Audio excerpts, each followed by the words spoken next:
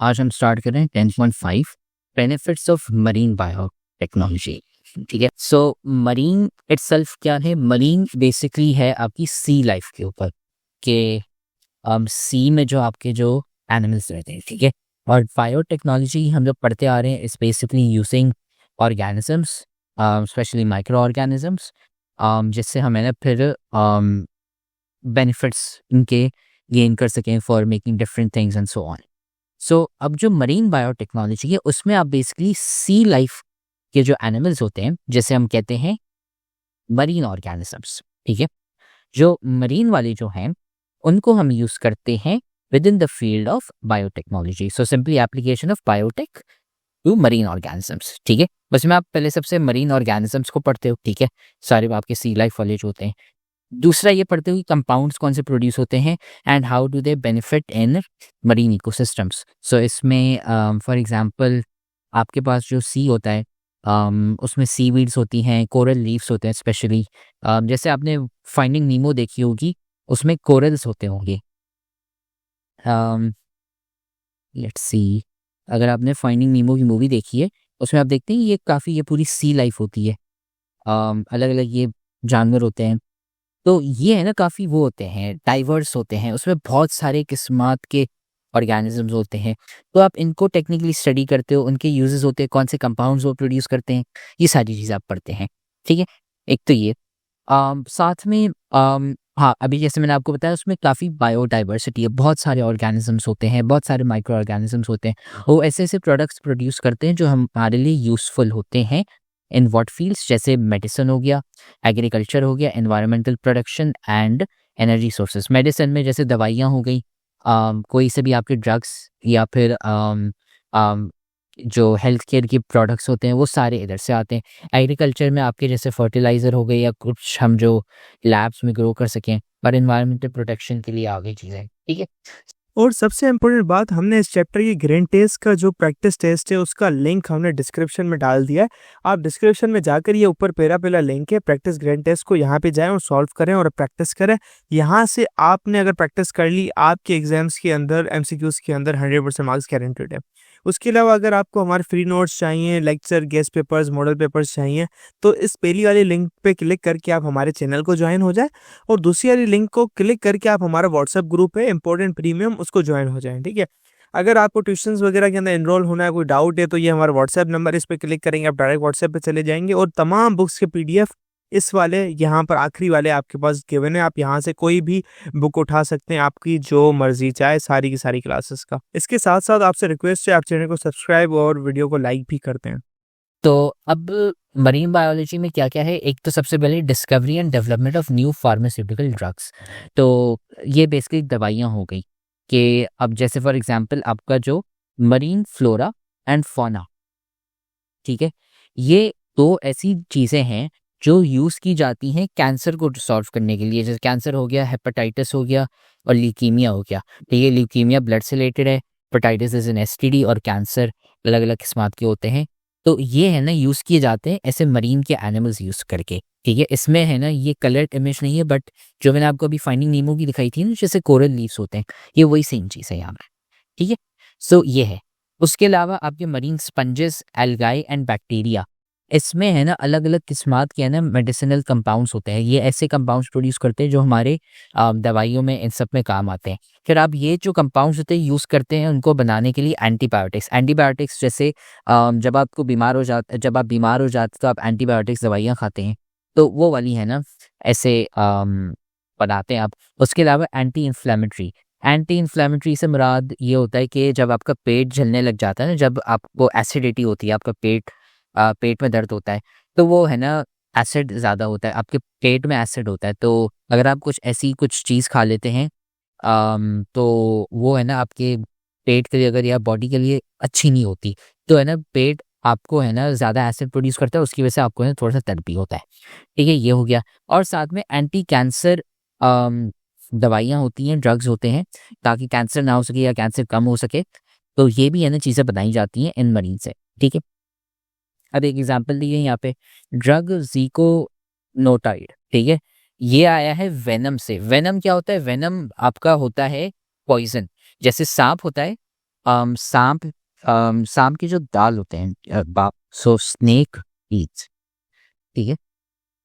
ये जो टीथ होते हैं ना सांप के, ये वाले, इसमें क्या होता है, पॉइजन होता है।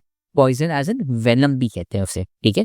उसमें पॉइजन होता है जिससे है ना ये क्या करता है, बाइट करता है।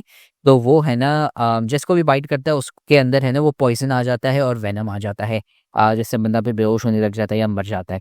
तो ये है ना एक वेनम होता है आपका, ड्रग ज़ीकोनोटाइड है, वो है ना आपका बनता है वेनम से, ठीक है। किसके वेनम से, कोन स्नेल, ठीक है, जो पैसिफिक ओशन में पाया जाता है।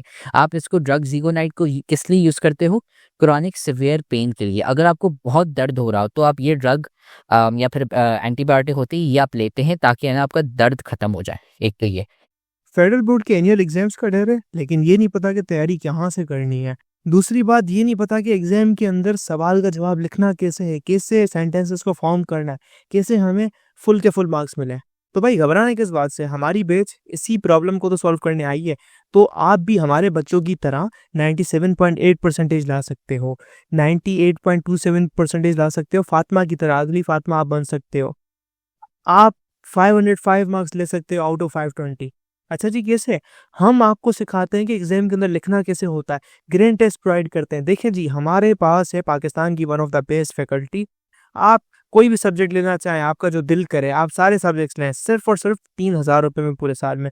आपको एग्जाम राइटिंग मेथड सेशन दिए जाते हैं कि सवाल का जवाब लिखना कैसे, डिफरेंस वाला अलग क्वेश्चन, डेफिनेशन अलग, एग्जाम्पल वाला अलग, मैथ के सवालों का जवाब अलग होता है। आपको टॉपर बच्चों के नोट्स दिए जाते हैं, आपको फुल बुक के notes, question answers, live classes के अंदर कॉन्सेप्ट पढ़ाया जाता है आपको, और उनकी रिकॉर्डिंग्स भी दी जाती हैं। भैया और क्या चाहिए? अच्छा, और मजे की बात, ग्रैंड टेस्ट से हमारा समझो पेपर लगता है। ये हमारा है केमिस्ट्री का ग्रैंड टेस्ट, इसका सवाल नंबर तुम नोट करो ये। तो भैया इस ग्रैंड टेस्ट में से आपके 3 सवाल लगे हैं क्लास 9 के केमिस्ट्री के पेपर में, इस साल जो नए सिलेबस से हुआ था 2025 के अंदर ग्रेड 9 का। तो इतने इंपॉर्टेंट हमारे ग्रैंड टेस्ट होते हैं, सारे आपको दिए जाते हैं। तो भैया देर किस बात की, इस नंबर पे कांटेक्ट करें और अभी रजिस्टर करवाएं। दूसरा फिर आपका ट्रैबेक्टेडन, ठीक है। ये क्या है, एक मरीन ट्यूनिकेट। मरीन ट्यूनिकेट ट्रैबेक्टेडन मैं खुद की दिखाता हूँ।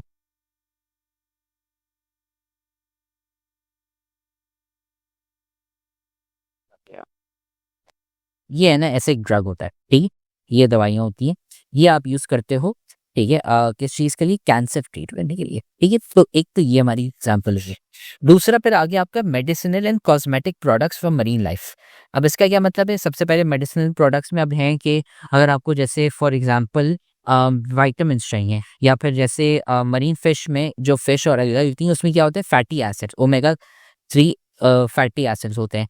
आप मछली खाते हो, मछली क्यों खाते हो, उसमें जो फैटी एसिड्स होते हैं वो हमारी हेल्थ के लिए ज़्यादा अच्छे होते हैं, कार्डियोवैस्कुलर हेल्थ के लिए, मतलब हमारे दिल के लिए और जो सारी हड्डियां हैं उनके लिए, ठीक है। एक तो ये दूसरा ये है कि आपको विटामिन्स चाहिए होते हैं, सप्लीमेंट्स ये सब चाहिए होते हैं, इसलिए आप इन्हें मछलियाँ खाते हो। स्पेशली मछलियों में प्रोटीन होता है ज़्यादा, ठीक है। सो स्पेशली जो ओमेगा 3 के सप्लीमेंट्स होते हैं वो भी इससे बनाए जाते हैं, ठीक है। फिर उसके बाद एक नई चीज़ आती है आपकी कॉस्मेटिक्स, ठीक है। कॉस्मेटिक्स मतलब जो लड़कियाँ होती हैं जो मेकअप करती हैं वगैरह, वो आपके कहाँ से बनते हैं, वो आपके बनते हैं इनके थ्रू। आपके जो क्रीम्स हो गए, आपके मॉइस्चराइजर्स, लोशन हो गए, ये सारे किधर से बनते हैं, ये मरीन चीज़ों से ही आते हैं, ठीक है। अब इसमें क्या क्या इंक्लूडेड होता है, सीवीड होता है, एल्गी होता है, और भी बहुत सारी चीज़ें होती हैं। वो क्या किस चीज़ के लिए यूज़ किए जाते हैं, स्किन केयर कंपोनेंट्स, जैसे वापसी वही क्रीमें हो गई, लोशन हो गए, पाउडर हो गए, ये सारे होते हैं, ठीक है। साथ में आपकी इसमें क्या होता है, एक तो मॉइस्चराइजिंग, मतलब स्किन आपकी ड्राई हो जाती है तो आप उसको मॉइस्चराइज करते हो, ठीक है। एक तो ये, दूसरा एंटी एजिंग, आपकी एजिंग है ना थोड़ी सी स्लो हो जाए, और तीसरा anti oxidant properties. Again chemistry में जैसे आपने पढ़ा ना ऑक्सीडाइज, तो एंटी ऑक्सीडाइज मतलब ऑक्सीडाइज ना, ठीक है। ये फिर उसके अलावा ये जो आपके प्रोडक्ट्स होते हैं ये है ना बेचे जाते हैं कॉस्मेटिक इंडस्ट्री में। कॉस्मेटिक इंडस्ट्री एक बहुत बड़ी इंडस्ट्री है। पता नहीं कौन से प्रोडक्ट स्पेशली जो लड़कियों के जो होते हैं बहुत बनाए जाते हैं, तो है ना ये यूज़ किए जाते हैं। अब जैसे for example minimize wrinkles, wrinkles अगर मैं आप लोगों को दिखाऊं, अम, ये जैसे मतलब है ना क्रैक्स आने लग जाता है आपकी स्किन में, ये रिंकल्स होते हैं ना, तो आप ये रिंकल्स कैसे हटाते हो, रिंकल्स आप कोई फेस वॉश लेते हो, या फिर लड़कियां होती हैं वो कोई है ना एक लगाती हैं कुछ अपनी शक्ल पे, अब मुझे नाम याद नहीं उसका, जिन्हें लड़कियों को पता होगा, ताकि है ना रिंकल्स हट जाएं।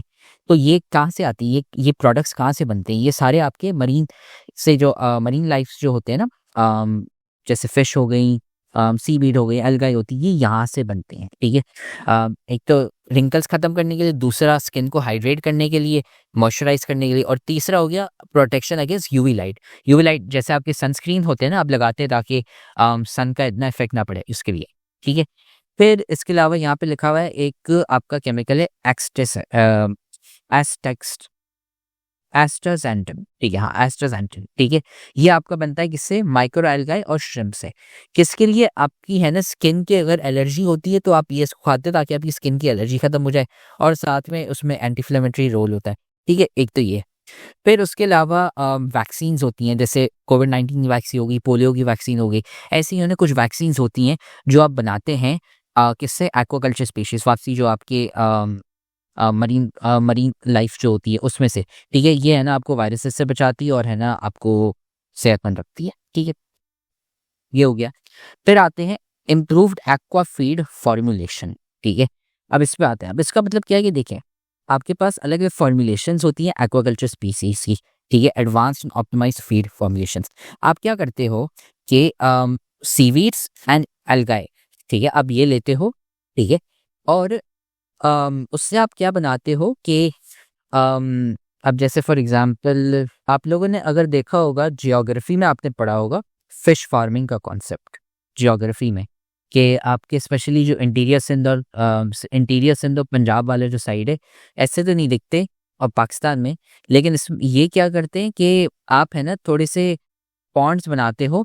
ठीक है, और इसमें आप है ना मछलियाँ उगाते हो। ठीक है, पाकिस्तान में fish farms in Sindh, Sindh में दिखाते हैं आपको, ये देख रहे हैं मछलियाँ है ना, कभी कभार आप है ना इनमें इनमें है ना ग्रो करते हो, इनमें है ना आप मछलियों को रखते हो और इसमें वो उगते हैं। ठीक है, उगने से मुराद मतलब यहाँ पे आप पालते हो मछलियों को, और फिर है ना बाद में आप यहाँ से मछली निकाल के आप है ना मार्केट में बेच देते हो और उसको खा लेते हो। ठीक है, कभी कभार मछली है ना समुद्र से निकालना मुश्किल होता है, तो आप है ना बस ये करते हो कि ये आपके पूल होते हैं, इनमें आप है ना खुद है ना उनको पालते हो, उगाते हो, और फिर है ना बाद में आप उनको खा लेते हो। ठीक है, अब इसमें जब आप मछलियाँ उगाते हैं तो फिर आपको है ना खाना चाहिए। वो खाना क्या कहते हैं हम? फीड कहते हैं उसको, एक्वा फीड कहते हैं। ठीक है, अब ये किससे बनता है? आपका सीवीड एंड एल्गाई से। अब ये आप यूज करते हो किस लिए? ताकि आप जो खाना उसको दो, मतलब जो फीड हो, उसमें ना सबसे ज्यादा से ज्यादा न्यूट्रिएंट्स हो, और मतलब फालतू चीजें ना हो। जैसे फॉर एग्जाम्पल अगर आप घर का खाना लो और बाहर का खाना लो, बाहर के खाने में मिलावटें ज़्यादा होती है, केमिकल ज़्यादा होते हैं। घर का खाना होता है वो हेल्दी होता है, उसमें ज़्यादा न्यूट्रिएंट्स होते हैं। तो वो आप है ना ऐसा खाना बनाते हो जो मतलब घर के जैसा हो, सीवीड और एल्गा यूज़ करके। ऐसा नहीं कि आप है ना केमिकल उसको है ना फालतू के दो, नहीं, आप है ना अच्छा खाना उसको देते हो, ताकि है ना फिर फिश, श्रिम्प और आपके ऑक्टोपस, ये जो चीज़ें हैं ना मरीन लाइफ की, और भी बहुत होती हैं, क्रैब्स, ईल्स और ये सब, ये है ना ज़्यादा से ज़्यादा ग्रो हो सके, और फिर है ना ज़्यादा बड़ी मछलियाँ होंगी, ज़्यादा हेल्दी होंगी, तो फिर है ना वो ज़्यादा और भारी होंगी, तो आप है ना ज़्यादा पैसों में बेच सकते हो और खाना भी आपका ज़्यादा लजीज होगा।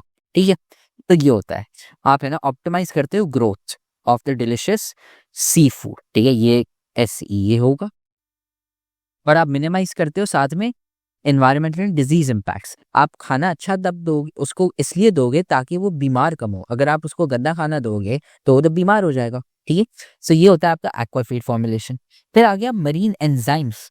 अब जैसे हमारे अंदर कुछ एंजाइम्स होते हैं, काफ़ी सारे एंजाइम्स होते हैं, कुछ नहीं बहुत सारे होते हैं, वैसे ही मरीन लाइफ के भी अपने अपने एंजाइम्स होते हैं। आप है ना वो एंजाइम्स यूज करते हो काफ़ी सारी चीज़ों के लिए। ठीक है, अब for example enzymes which are needed for surviving harsh conditions। ठीक है, हार्श कंडीशंस मतलब बहुत हाई टेम्परेचर्स, बहुत लो टेम्परेचर्स, या फिर आपके हाई पीएच, बहुत लो पीएच, इनके लिए। ठीक है, ये आप निकालते हो मरीन ऑर्गेनिज्म से, या फिर उनके जो जो आपके जो रीव्स होती हैं वहाँ पे जहाँ पे रहते हैं। ठीक है, आप उधर से ही निकालते हो, और ये आप है ना यूज़ करते हो काफ़ी सारे इंडस्ट्रियल प्रोसेसेस के लिए, खाना बनाने के लिए, ड्रग्स बनाने के लिए, कोई से भी प्रोसेसेस हो गए। ठीक है, ये आप यूज़ करते हो। और ये है ना हाई टेम्परेचर्स और पीएच और प्रेशर, ये है ना अलग अलग किस्मात की है ना बर्दाश्त कर सकते हैं, तो उसकी वजह से फिर आप उसको यूज़ करते हो। अच्छा, इनको कहते हैं थर्मोस्टेबल। थर्मोस्टेबल का मतलब टेम्परेचर्स काफ़ी हाई वो बर्दाश्त कर सकता है। ये आप कहाँ पे यूज़ करते हो? एक तो फूड को प्रोसेस करने के लिए, दूसरा कॉस्मेटिक्स, वापसी मेकअप वगैरह इन सब चीज़ों को बनाने के लिए, और साथ में दवाइयाँ बनाने के लिए, ठीक है। अच्छा, साथ में कुछ मरीन एंजाइम्स होते हैं, ठीक है, वो किस में यूज़ किए जाते हैं? डिटर्जेंट्स बनाने में। डिटर्जेंट्स मतलब जब आप कपड़े धोते हैं, जैसे हार्पिक हो गया, सर्फ एक्सेल हो गया, ये वाली, ये आप इससे कपड़े धोते हो ना, तो आप ये डिटर्जेंट इससे बनाते हो, ठीक है, पॉलिशिंग के लिए बनाते हो, और साथ में टेक्सटाइल इंडस्ट्री। तो सारे जो आपके कपड़े होते हैं, आप उनको कलर डालते हो, ये सारी चीज़ें, ये है ना आप इधर से निकालते हो, ठीक है। ये यहाँ पे थोड़ी सी एग्जाम्पल्स दी हुई है, ए अल्फा अमाइलेज, बेटा एगरेज एंड जाइलेनेज, ठीक है, ये हो गया। फिर उसके बाद आ गया आपका genetically modified aquaculture and fisheries, ठीक है। अब इससे क्या मतलब है? ये है कि आपने है ना, जैसे मैंने आपको बताया था कि आपका जो डीएनए होता है, ठीक है, सो फॉर एग्जांपल हमने आपको कॉन्सेप्ट बताया था जीन एडिटिंग का, ठीक है। जीन एडिटिंग का क्या कॉन्सेप्ट है? तो देखिए, आपकी फायर फ्लाइज होती हैं, ठीक है, और उसका फायर फ्लाई बोल देता हूँ।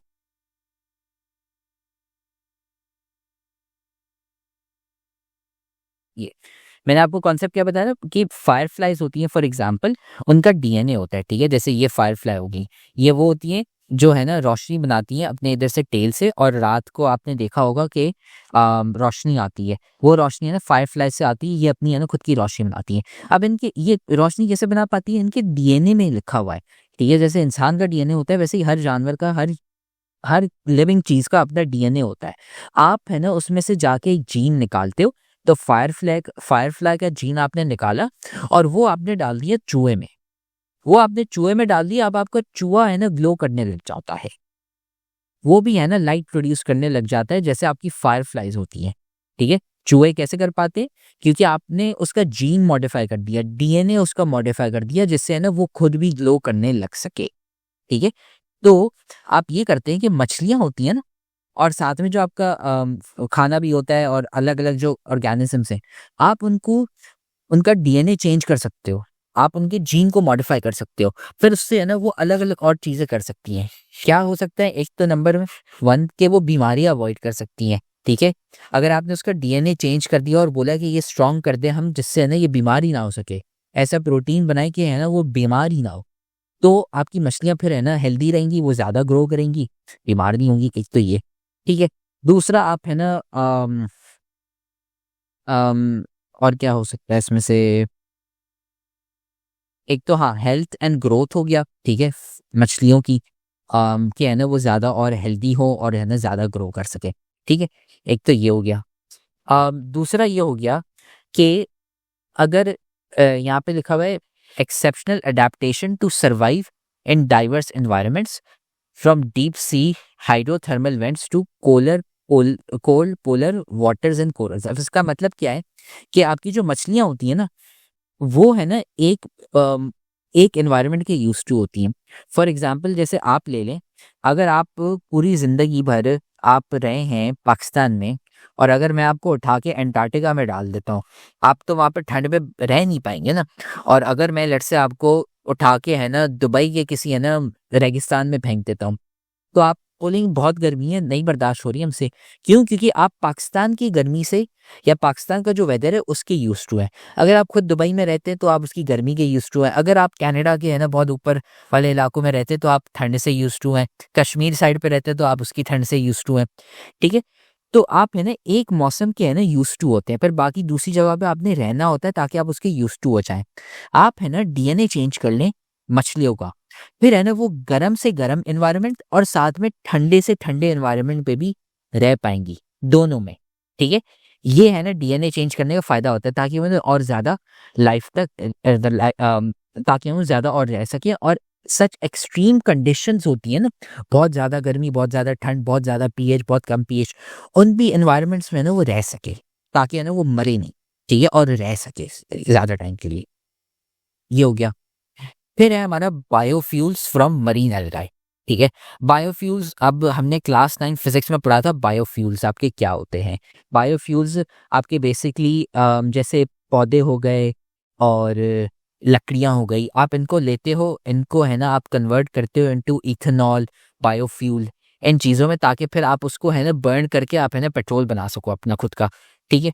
तो आप है ना मरीन लाइफ की जो क्या कहते हैं, कोरल रीफ्स हो गए, सीवीड्स हो गई, जो पौधे हो गए, आप है ना उनको यूज़ कर सकते हो लिपिड्स बनाने के लिए। ठीक है। लिपिड्स क्या होते हैं, आपके फैट ऑयल्स होते हैं, फिर आप उसको कन्वर्ट करते हो बायोडीजल में, और वो बायोडीजल आप यूज़ करो बिजली बनाने के लिए गाड़ी में या कहीं पे।